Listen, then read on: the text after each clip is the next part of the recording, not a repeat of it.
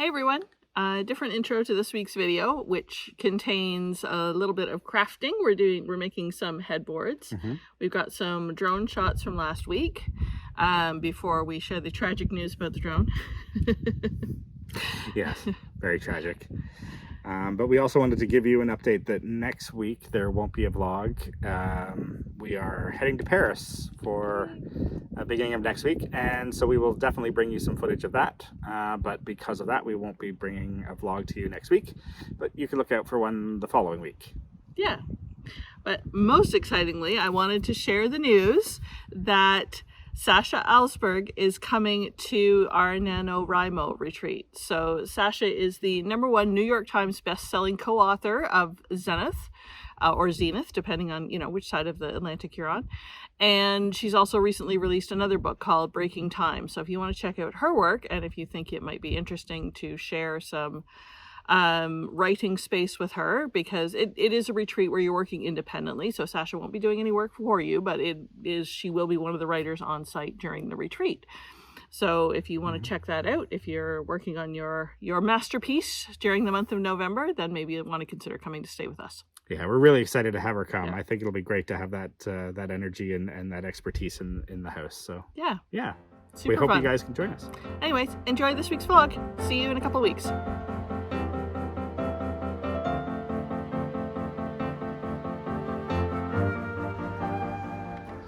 So you'll never guess where we went today.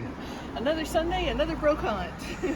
This one promises to be a, what did they say, professional brocant. So we're kind of curious to see what the difference is. But we're in the beautiful town of Hautefort, which is where we lived for a couple of months prior to us buying the chateau. And the building behind us here is actually the Museum to Medicine. Let's go see what the brocant has to offer. Yeah, we've been here 2 minutes. We haven't made it past, this is the second table. Yep. Yes, and I did have to make a purchase. Yeah. Mostly because I love the cover so much, and obviously I love Jules Verne as well. I think it'll just make a beautiful addition to one of the rooms as just as a table book to begin with. And I'll work on my French reading as well. Perfect.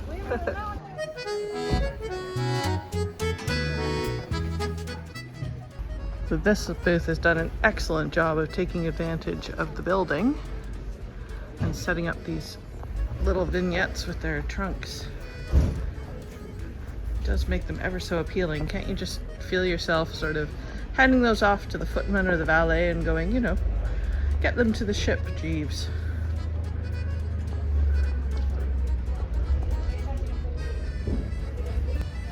Oh, come on, look at the pinstripes on this one. It's very steampunk almost in its styling.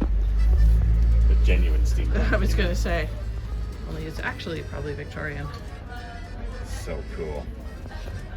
Wouldn't you love to travel in one of those? I just love how much stuff they fit in here. It's like a whole closet with your hangers. It's so cool. Problem is you can't actually put anything in there if you want to travel with today's restrictions, because the case probably outweighs the travel restrictions. Yeah, exactly. Sadly.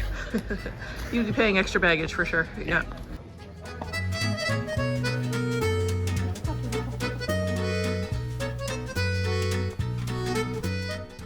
A purchase has been made. Okay, so we haven't bored you with this whole thing, but I've been looking for a good summer weight hat that I can wear out in the garden, covers the ears and all the rest. And I've tried on a lot, but finally I found one that I think suits and fits. So we're done. Looks good.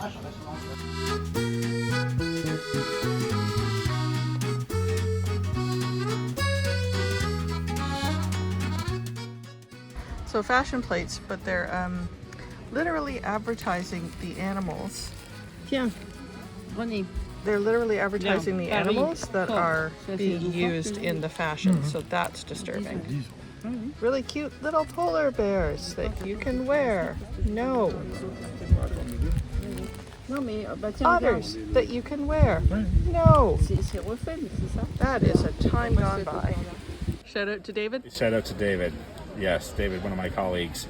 He would go absolutely mental here, I think. We've got vintage car manuals and brochures and all sorts. It's It's an absolute treasure.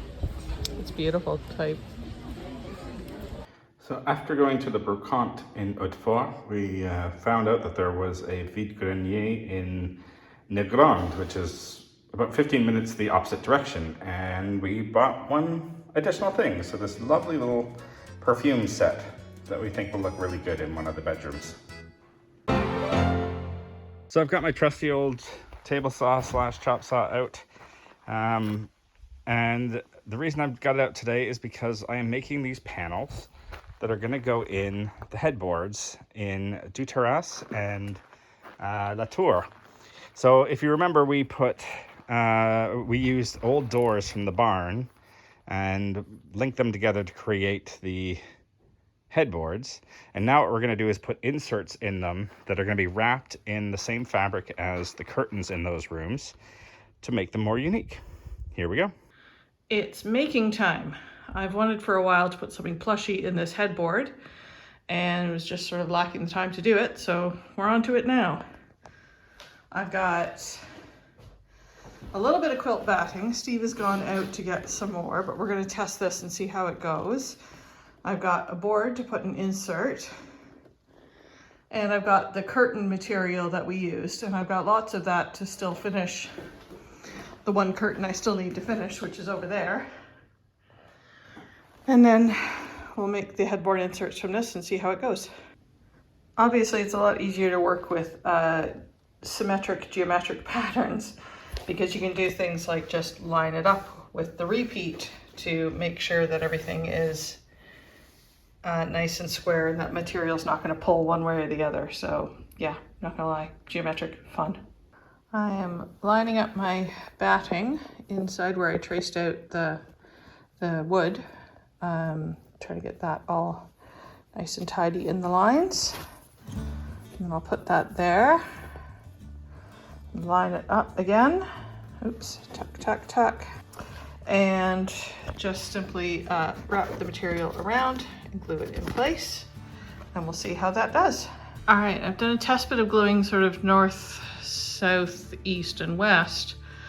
So obviously it's going to be pretty bulky at the corners still, so I'm going to have to be careful of my tension, but I just wanted to do a bit of a test fit, and I think it's going to be okay. I'm a little worried about getting the tension right, but we'll see. I think that's looking pretty good. Let's see how it fits in. Moment of truth. Let's see if I can do this while holding a phone. Let's see, I'll just tuck that in there. It's looking pretty good. What do you think?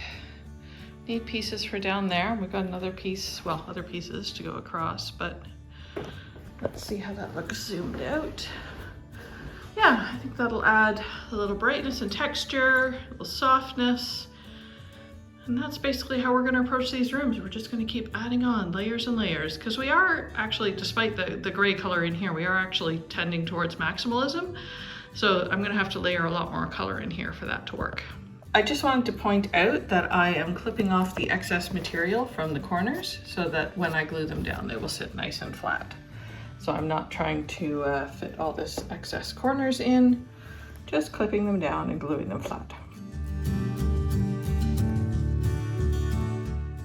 I also finished the same set for La Tour.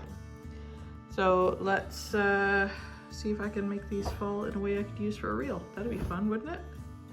3, 4. Let's go put them in the headboard. Oh yes, I'm liking that very much. And the other two are installed and the afternoon project is complete.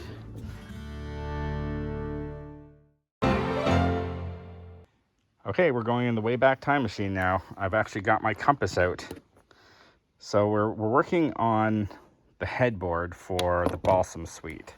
So for this one, what we want to do is create a padded headboard. But we also want to do an arch through it. And we're going to split them into 2 sections so that we can utilize the single beds when necessary. But also they will work together as one for the king size. So I just need to do some measuring here. I've got my spirit level, I've got my compass, my measuring tape, and I'm going to figure out this arch and then we will get to cutting it with the skill saw.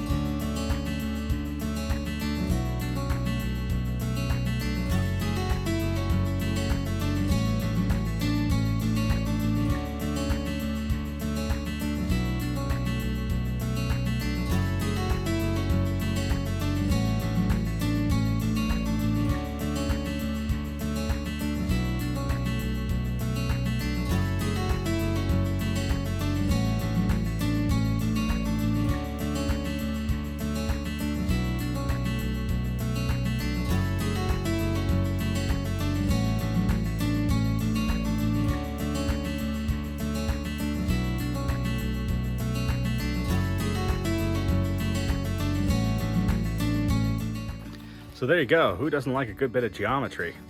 I managed to get the compasses out, and I have now scrolled out the line, and I'm going to cut it out now with the skill saw. So you can see here I've got an arc coming in from here and attaching to this curve, and then it will come around here, and these two pieces will be the ones that connect. So this center line will get cut, so that'll be the two separate headboards, but they will match up here. And then the line continues on to the other side as well. So with a little bit of luck with the cutting, we should have two nice even headboards.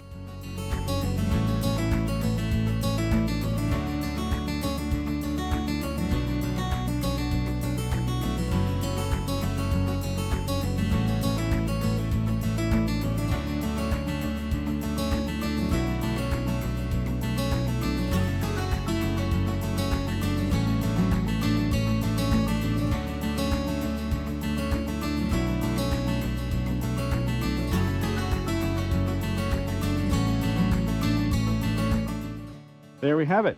We have two matching sides. As I say, these will connect together very nicely, and we're going to cover them in fabric, but the shape is there. So that will be the top of the headboard. I do need to put the bottom and then some legs on it, and then they'll be ready to be covered. Very exciting though. Okay, just putting the final touches on the headboard. So I have marked where the base of the mattress is, and then we will put the four pieces together and create a second one of those, and side by side they will make one big headboard. And there it is, the raw headboard all screwed together, and you can see how nicely it works. Can't wait to see it covered. Now my big project for today is to cover the headboard. So my plan is to do it in the same material as the curtains and just do a simple cover, but I want to do piping around the edges. Sometimes how you do things is shaped by the tools that you have available. So obviously plonking wood on top of your material is maybe not the best way to get a template. You could trace it out with paper, for example. That would be great. However, it turns out that this headboard is the same width as my non-ergonomic cutting table. So I've got equal distance on each side. I know that I'm going to be using 1.5" foam on top of it to get some softness. So I want enough material that I can wrap around the headboard, have the piping, do the 1.5", and then I will just fill in the rest with some scrap material that I have, maybe some of the leftover sheets or whatnot, so that it's just a simple backing. To make the piping, I need to see what's happening on both sides of the material, and I need to see my line. So what I've done is, after I traced it, I've actually marked it with thread, so that when I go to roll the piping in, right, I can place it correctly along this line, along the thread, but then when I roll it over, I know that I'm rolling it to the right place as well because it's marked on that side. So that just gives me a really nice, tidy, straight line, hopefully. So I will just finish marking that all around the curve because that'll be tricky otherwise. And hopefully that'll work out just nicely. A quick fit check, which looks to be pretty good. So my piping seems to be going okay around the edges in the corner, which is good. The foam is attached, and I glued that down just so it would sort of stay put as I'm putting the lining on, or sorry, the cover on. And then I've put a layer of batting around just to kind of give it some smoothness over the top. And now it is time to fit the cover on. I wasn't quite sure how to fill in the back because I don't really have a template that I'm working from. So what I've done is basically just kind of draped the fabric over and folded it where I think it looks nice. I'm hand sewing that in place, so you can see where I've sort of hand sewn that, and I'm working on this piece now.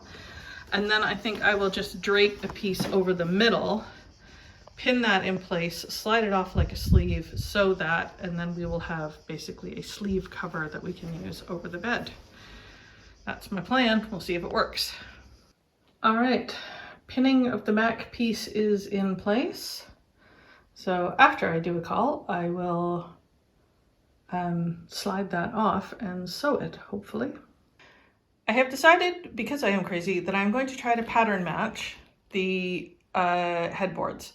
So I've lined up what will be the inside edge of the first headboard cover with what will be the, so this one here will be the right edge and this will be the left edge, so that when they are together, this pattern will flow between the two of them, hopefully. And that will make it seem more like a continuous headboard as opposed to two individual headboards. Let's see if I can make that work. It doesn't leave me with a lot of seam allowance, but it should be enough, I think. So I will mark that and we will go from there. So these are the very pretty finials that we picked up in Hautefort. They're very heavyweight and very good quality brass. But I'm gonna give them a little bit of a polish so they have a nice shine when we put them onto the new bed frame.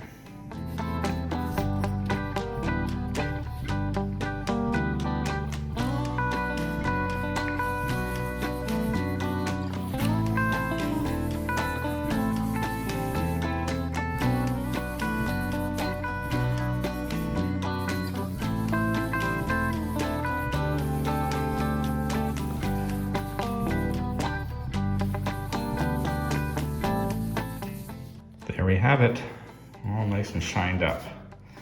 Not perfect, but they're vintage, so they're never going to be absolutely perfect.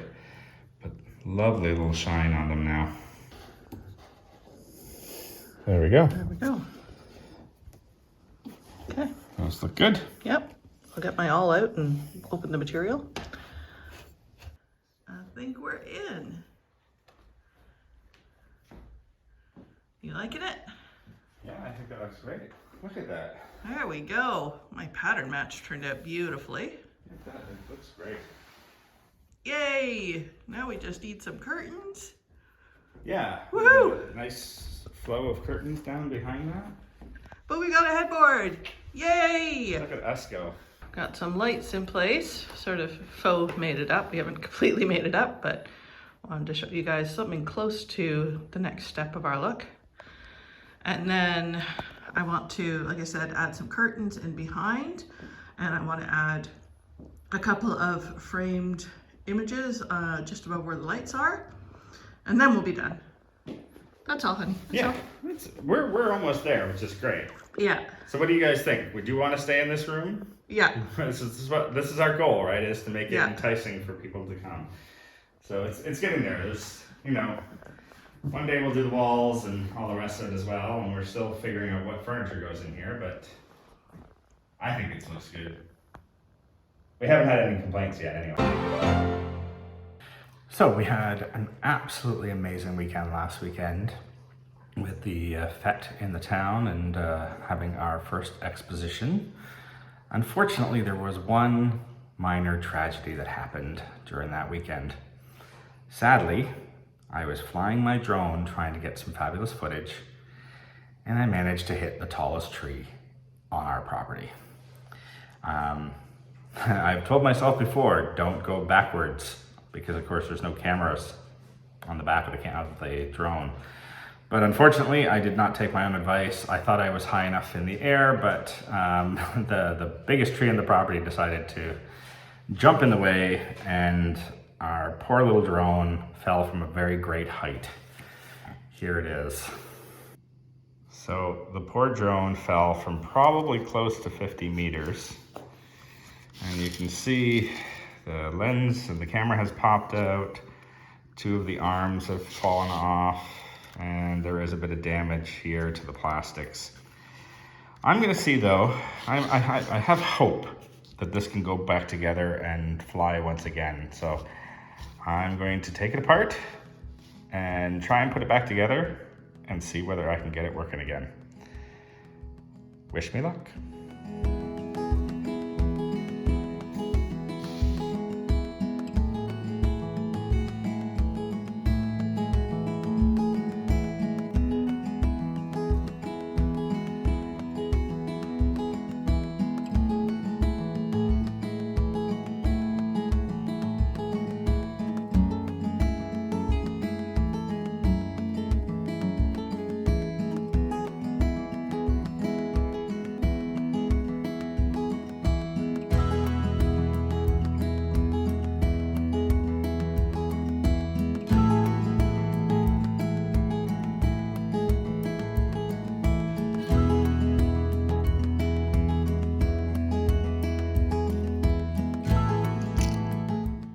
I've made good progress on putting the drone back together again. As you can see, the 4 arms are all attached again with the rotors. The tricky part is, as you can see, the camera. So the camera is intact by the looks of it. There's no crack on the lens or anything like that, but there are a couple of missing parts and one piece that's broken in the communications cable. So fortunately, I was able to order those online. They're going to take a few weeks to come in. And then once that comes in, I should hopefully be able to put this together again and get it flying again. Wish me luck, because it's, as I say, it's an expensive investment and I really want to make sure that I can get this thing to work again. All right, until next time.